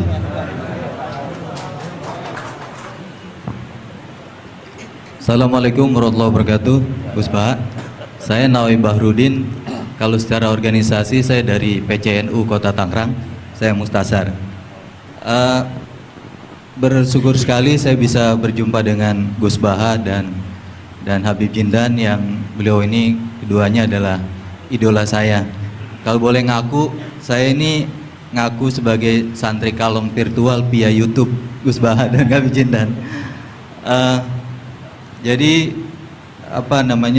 sejak kecil saya ini dididik secara tradisi tasawuf yang agak sangat keras begitu ya. Kalau saya boleh cerita nih, ada ponakan saya nih Ustaz Samsuri, kami tuh keluarga besar kami tidak ada yang dulu miara TV Gus, televisi nggak ada, bunga bank juga susah gitu, musik itu haram, speaker nih juga haram nih dulu. Nah perkembangannya kemudian sampai semakin besar, ada idola-idola kami yang agak keras begitu melontarkan kritik kepada pemerintah, yang kemudian itu membuat saya galau gitu ya, kenapa ulama-ulama kita bersikap terhadap pemerintah keras memberikan kritik. Nah saya menemukan jawaban bertemu dengan Habib Jindan via YouTube tentunya dulu ya, walaupun saya kebetulan pernah juga silaturahim, kemudian juga dengan Gus Baha. Ini ada perspektif yang berbeda gitu ya, antara relasi ulama dengan umaro. Pendekatannya itu tidak yang kritik, yang bukan sekedar kritik tapi adalah menghujat. Nah ini saya temukan formula yang sangat menjawab kebutuhan saya pribadi, sehingga istri saya ini udah mulai cemburu sama Gus Baha karena saya terlalu sering nonton YouTube Gus Baha. Gitu. Nah yang kedua soal sanad ya, salah satu bukti saya pernah dengar cerita Gus Baha, agama itu adalah bir riwayah, oleh karena itu perlu sanad. Nah saya merindukan bersanad dengan Gus Baha nih, tapi kan saya bukan santri yang secara langsung, oleh karena itu dalam kesempatan ini saya ingin minta rukhsah sebetulnya Gus dan Habib, kami ini kalau boleh mewakili diakui sebagai murid Gus Baha, bisa bersanad walaupun dalam pertemuan tatap mukanya saat ini aja baru. Mudah-mudahan ke depan bisa dilanjutkan. Terima kasih Gus. Assalamualaikum warahmatullahi wabarakatuh. Nggak apa-apa Ustaz, sahabat aja sekali ketemu Nabi langsung jadi sahabat kok. Baik, Gus Baha barangkali duluan. Kiai Abdurrahman Sahal, Kiai Ustaz Nawawi. Gue sing bagian ngeleng-ngeleng. Iya, iya. Apa saya Gus? Iya, iya. Begini ya, masalah cangkem elek tadi ya. Bakat tuh sampean? Sudah, alhamdulillah sudah bakat. Karena kalau lewat Habib Jidan tidak pantas, beliau biar sempurna saja, tidak usah sanad itu. Jadi begini, dulu ketika Sulhul Hudaybiyah, Hudaybiyah itu kan umat Islam sedikit sekali, terus dipaksa untuk pulang dari Mekah, tidak boleh umroh. Terus sahabat berkomitmen berani mati bela-belain Rasulullah SAW. Ketika berani mati ini digojlok sama orang musyrik. Jangan-jangan setelah kami perang betul, kamu meninggalkan Muhammad. Ini yang omongannya orang musyrik. Abu Bakar, itu semua ulama tahu kalimat itu, cuma tidak usah diterjemah. Umsus bidrollat katanya. Itu adalah Abu Bakar yang ngetikan itu. Karena memang ekstrim. Terus kedua, ada orang Bedui itu ngukur seorang nabi itu dengan hal-hal yang kurang baik. Misalnya begini, ya Muhammad, kamu ngeklaim tahu berita langit, coba unta saya yang hilang itu di mana? Katanya tahu berita langit, sekarang tahu nggak unta saya hilang itu di mana? Mobil saya di mana?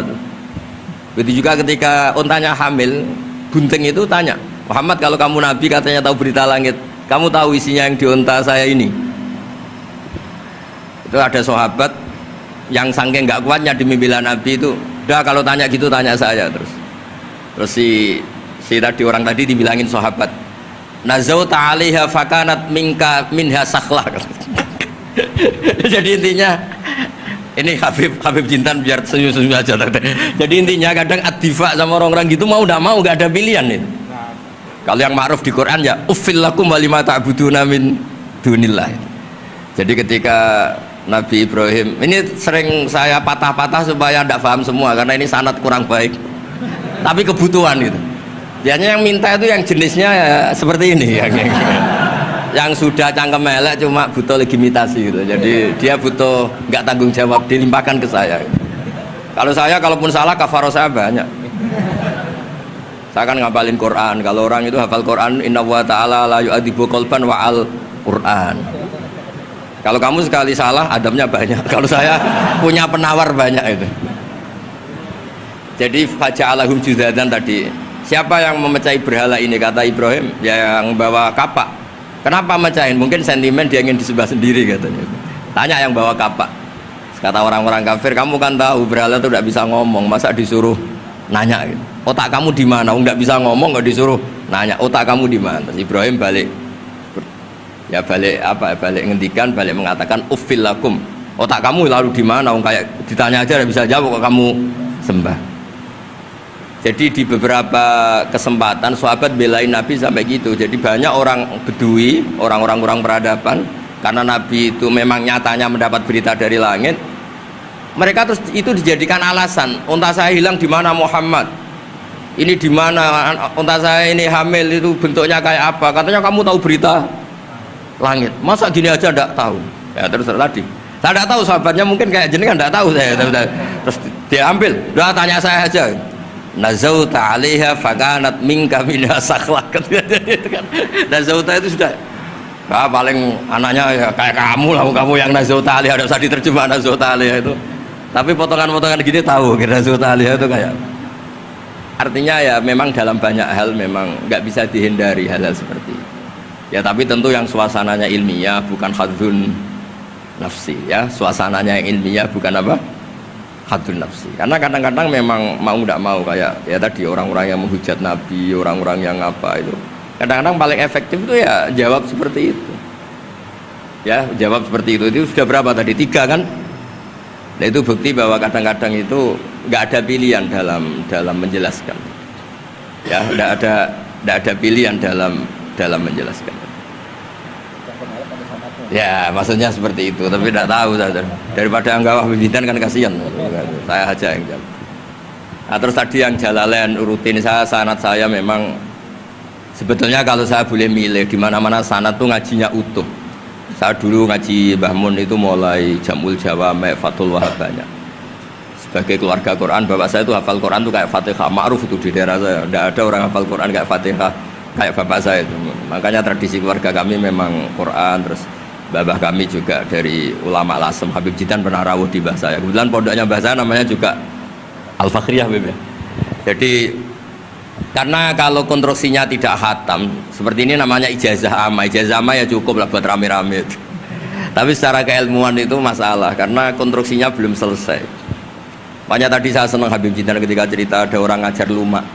Usul fikih itu perangkat yang mau tidak mau untuk alat tafsir. Misalnya begini, wa antasma'u bainal ukhtain, tidak boleh mengumpulkan perempuan 2 yang kakak beradik jadi istrinya 1 orang. Itu bainal ukhtain itu min itlaqil ba'di wa iradatil kul, yang dimaksud Allah adalah mengumpulkan 2 orang yang ada hubungan mahram. Coba kalau kita misalnya bikin gerakan kembali ke Quran, berarti yang haram hanya antasma'u bainal ukhtain. Padahal yang haram adalah bainal mar'ah wa ammatiyah wala bainal mar'ah wa khalatiyah wala bainal mar'ah wa jaddiyah. Pokoknya 2 perempuan yang ada hubungan mahram tidak boleh dikumpulkan dalam satu pernikahan. Bayangkan kalau orang tidak ahli usul fikih kemudian dia mentafsirkan Quran terus dia hanya pegang wa antasma'u bainal ukhtain. Itu juga anak tiri. Ada aturannya, lafadz yang keluar karena ghalib itu tidak punya makna. Misalnya begini, anak tiri yang nggak boleh dinikahi adalah waroba ibukumul lati fi hujurikum, anak tiri yang serumah. Padahal anak tiri serumah tidak serumah, kalau ibunya sudah kamu kumpulin kan tidak boleh dinikah. Lalu kata fi hujurikum di sini adalah yakhruju makhrujal ghalib. Ya umumnya anak tiri itu serumah, tapi bukan punya ikatan apa? Hukum. Nah, hal seperti itu kan riskan kalau kita tidak mengaji usul fikih, apa kaidah fikih. Misalnya gini, ada ular di dalam, terus kiainya bilang, Jamal ambilkan tongkat ya. Terus kamu karena nggak dipanggil namanya, terus nggak ngambil tongkat. Oh yang dipanggil Jamal bukan saya. Ini santri geblek dah. Sebenarnya kata manggil itu qaulun nabi li ahadin min ashabi itu qauluhu lil jami.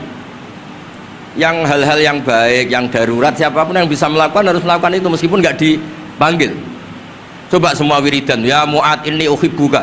Fakul dubura kulli sholatin Allahumma a'inni ala dzikrika wa syukrika wa husni ibadatik. Sebagai riwayat fala tada'anna dubura kulli sholat. Terus kamu bilang nama saya ada Mu'ad loh. Berarti tidak kena ijazah itu.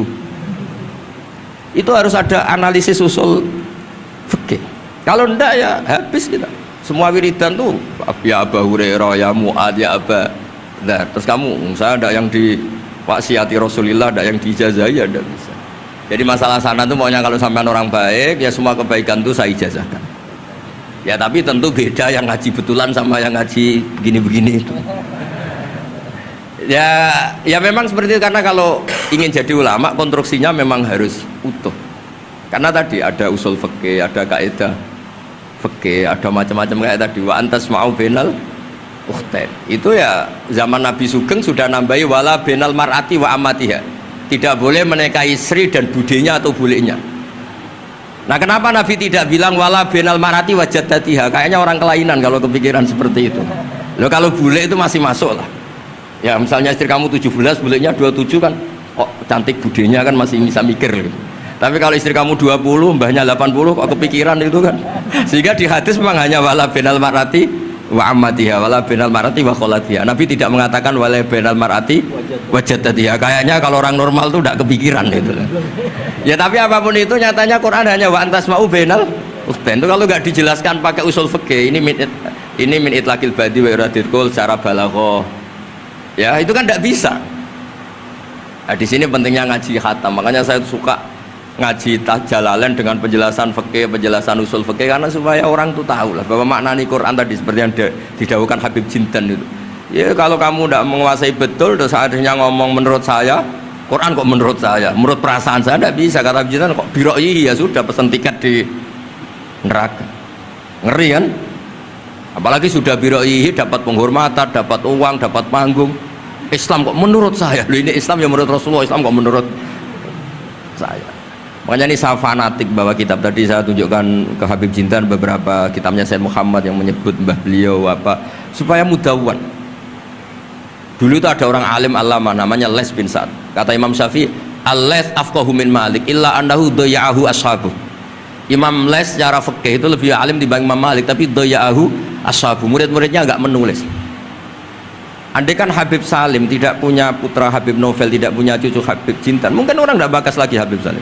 Bazuber andai kan tidak punya putra Mbah Mun, orang juga tidak bakas lagi Bazuber. Bapak saya Kiai Nur Salim andai kan tidak punya putra saya, mungkin orang sudah lupa. Dulu ini cerita yang paling ekstrim. Dulu Nabi Ibrahim pernah dikira Yahudi karena punya keturunan Yahuda bin Yakub bin Ishak bin Ibrahim. Ketika Yahuda punya perilaku tertentu seakan-akan itu dari mbah-mbahnya. Baru setelah Rasulullah SAW memaklumatkan ad-dinul hanif, ad-dinul Islam millatun hanifiyah, millata abikum Ibrahim. Baru terpulihkan nama Ibrahim.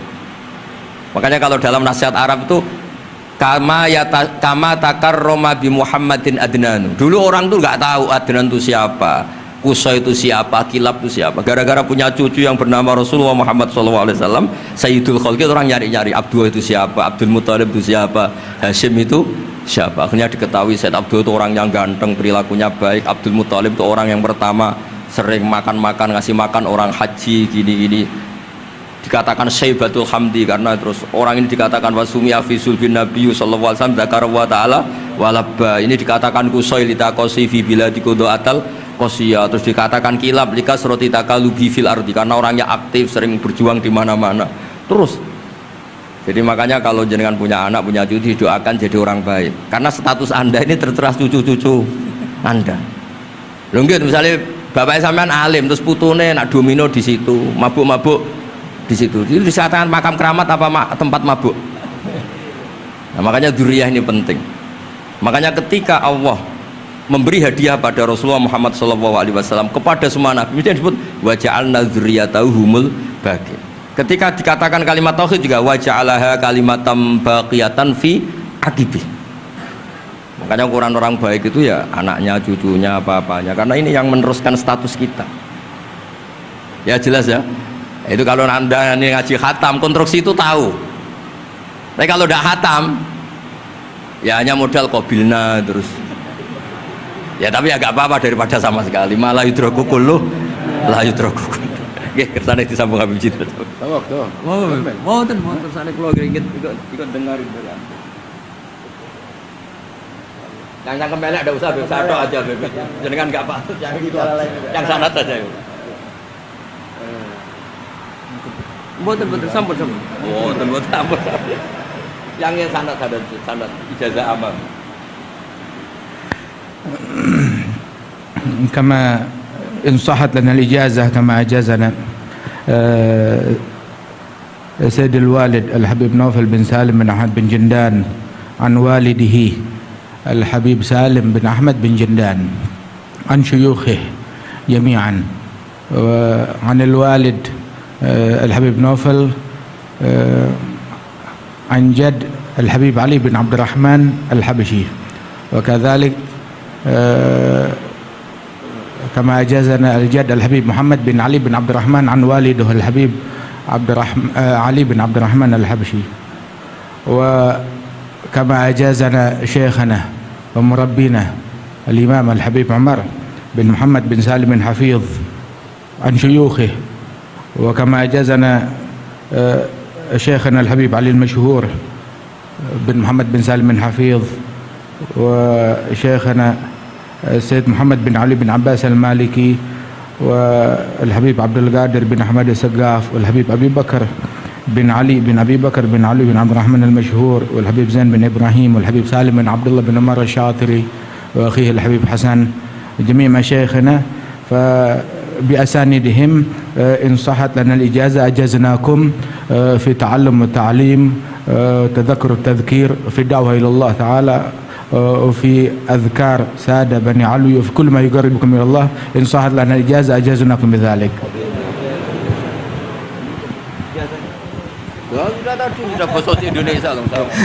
Jadi ijazahnya Gus Baha pakai bahasa Indonesia kan. Jadi kita belum kobil tuh tadi.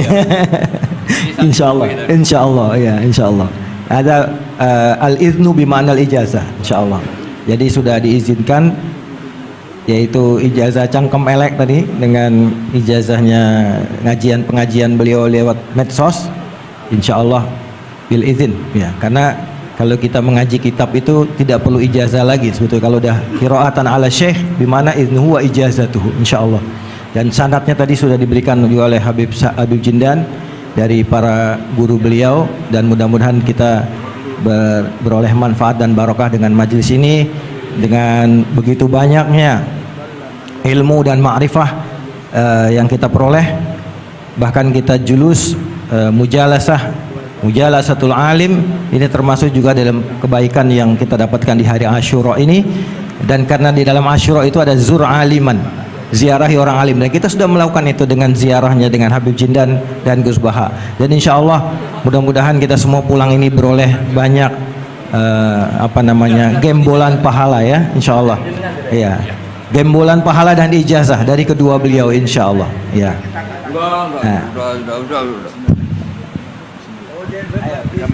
Ya, ajazakum kama ajazalana syekhuna wa syekhu syekhina Maimun Zubair wa aslafuhu ila Rasulillah sallallahu alaihi wasallam.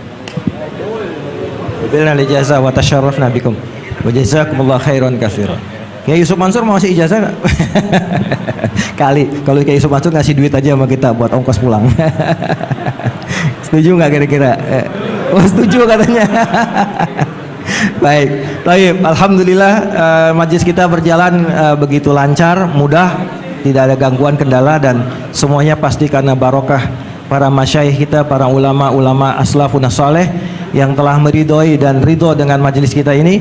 Kita doakan guru-guru kita yang ada di depan ini, beliau-beliau semoga selalu diberikan sehat, panjang umur dalam ta'ah, dalam memberikan manfaat dan ilmunya kepada kita semua, dan menjadikan kita semua yang ada di majelis ini juga selalu menjadi tullabul ilm yang istiqomah, yang selalu meneruskan, insya Allah kita teruskan kepada generasi penerus kita, anak-anak cucu kita, dalam tradisi keilmuan ahlu sunnah wal jamaah yang insya Allah akan selalu eksis di bumi Nusantara ini. Amin ya rabbal alamin. Saya sebagai moderator mohon maaf jika ada kalimat yang keliru dan salah. Kita akhiri dengan membaca subhanakallahumma wa bihamdika asyhadu an la ilaha illa anta astaghfiruka wa atubu ilaik. Dan sebelumnya ada pemberian cindramata oleh Yayasan Fakhriyah kepada Gus Baha dari Habib Jindan.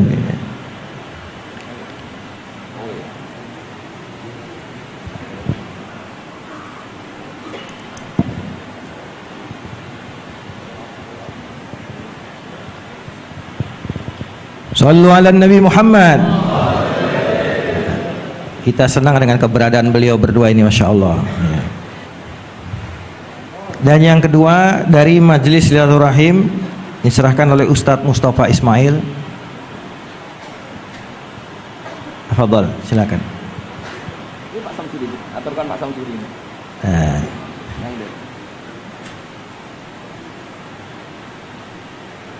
Ini plakat nih banyak ini. Nanti Gus Baha di rumahnya banyak plakat ini. Mudah-mudahan lemarinya ada Gus ya buat banyak.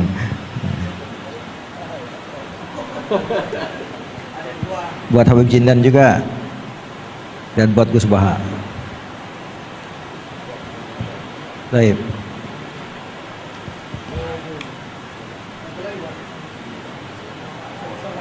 Ustaz, ya.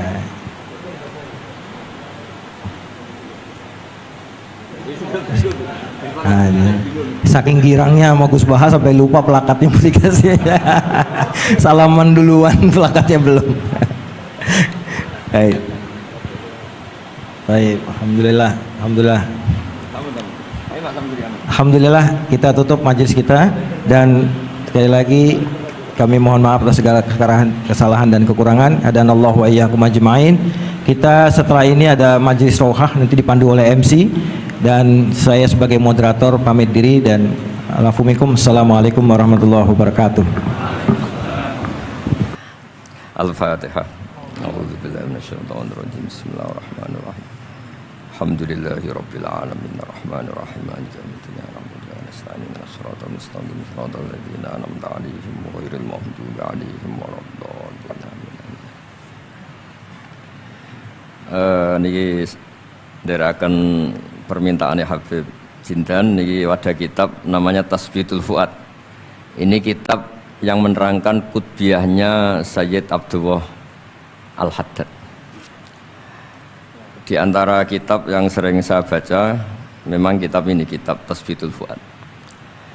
Saya akan nerangkan tentang cara pandang beliau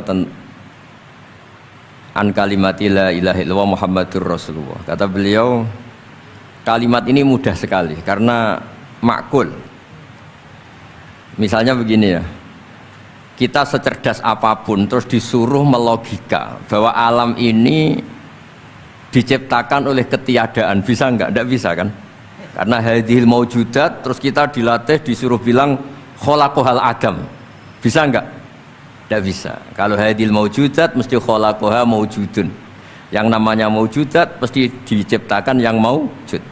Karena maujud pencipta disebut wajibul wujud. Jadi kalau kalimat ini sampai enggak bisa, itu karena salahnya sendiri. Makanya di hadis Bukhari setiap ada orang musyrik masuk neraka kata Allah, aradtu minka ahwana min dalik. Sebagian riwayat aisara min dalik. Hanya aisar itu kita disuruh menahankan Fir'aun itu kan berat. Wong Tuhan kok mati, wong Tuhan kok tenggelam, susah. Secara logika susah. Tapi kalau disuruh menuhankan Allah itu gampang sekali. Wal kabirul muta'al, wal ghaniyyu, huwa ala kulli syai'in qadir. Jadi hadatin dinun yusrun. Karena apa? Logikanya gampang sekali. Sebab itu diantara kenangan kula Mbak Sayyid Abdul Haddad cara menerangkan tauhid. Tauhid itu justru mudah. Yang enggak mudah itu tasyrik. Masa Fir'aun kita samakan dengan Allah, orang yang karuan mati tenggelam, disamakan zat yang tidak akan mati. Maka ajaran la syarikalah itu ajaran yang benar dan mudah. Ini cara pandang Sayyid Abdul Al-Haddad. Jadi keliru kalau ada orang bilang susah Gus ngilangkan apa syirik, ngilangkan nggak ikhlas. Justru ikhlas itu yang paling mudah, karena menuhankan Tuhan yang memang seharusnya sebagai apa? Tuhan. Terus niki kula waca beberapa dawuh Sayyid Abdul Haddad tabarruk mawon nggih. Bismillahirrahmanirrahim. Maqala fil khaufi war raja. Ar-raja'u awsa'u minal khaufi li'anna an-nafsa maghrurah. Wa man la ma'ahu ma'rifatun biqadri khaufi yukhsha 'alaihil inqita. Jadi kita ini kalau terlalu khawatir, kita sholat jangan-jangan enggak diterima, kita sholat jangan-jangan husnul khotimah, suul khotimah, kita sudah dekat kiai, dekat habib, jangan-jangan tetap suul khotimah. Kekhawatiran ini seperti ini bisa yukhsal inqita, bisa fisik Anda tidak kuat. Maka kata beliau, ar-raja awsa'u minal khauf. Ar-raja awsa'u minal khauf. Wa rahmati wasi'at kulli syai'. Dan ditulis di aras, inna rahmati sabaqat ghadabi wa riwayatin ghalabat ghadabi. Ya ini jadi jelas ya. Ar-raja awsa'u minal khauf. Li'anna nafsa maghrurah wa man nama'ahu ma'rifatun bi qadri khaufi yukhsha 'alaihil inqita. Terus waqad qila al-khaufu kulluhu lirrajin war raja kulluhu lil khaifin wa tabi'atun nafsi tab'atu ma hiya min taba'it. Terusnya jadi saya punya cerita ya, ada orang fasik, banyaklah orang, mungkin di semua negara juga banyak, sampai berani hidup itu kalau ngandani anak-anaknya, nak yang fasik saya tok, jangan sampai kamu. Nanti orang yang bodoh juga gitu, bapaknya agak tamat SD, nak yang goblok bapak kamu saja, kamu tidak usah ikut goblok. Ini gara-gara rahmat agama ini limangkana yarjuwah, agama ini bagi selalu yang punya rojak, tidak bagi yang putus asa. Rasulullah ketika di Abdul Yalil, ketika di Taif dia lempari batu kayak Malakul Jibal ingin menghabisi mereka. Tapi apa kata Nabi? Allahumma hdi qaumi fa innahum la ya'lamun. Ketika malaikat bilang, tapi mereka kafir semua. Nabi kata Nabi apa? Arju ayyukhrijawah min aslabihim ma ya'budu wa la yusyriku bihi syai'an. Yang memberanikan Nabi itu satu. Saya tetap berharap kalau bapaknya kafir, saya berharap anaknya sudah tidak kafir lagi. Jadi yang menggerakkan agama ini adalah liman kana yarjuwah. Bagi yang selalu punya harapan. Jadi yang fasik ya masih sedang fasik. Makanya di doa-doa para habaib kan antuqa bilal mudhniba minna bil ghufran wal musi'a bil ihsan. Ada satu tafsir yang menafsiri ruhama bainahum yat'u salihum li taliqihim wa taliquhum li salihihim. Jadi enaklah beragama ini nak. Karena kata beliau ar-raja ausa'u minal khauf. Nggih ngoten kula kepen ngaji Habib Jinten malah saya ngaji gimana ini kamu. Sudah cukup Habib Novel ya? Sudah. Ayo Habib Salim sekarang.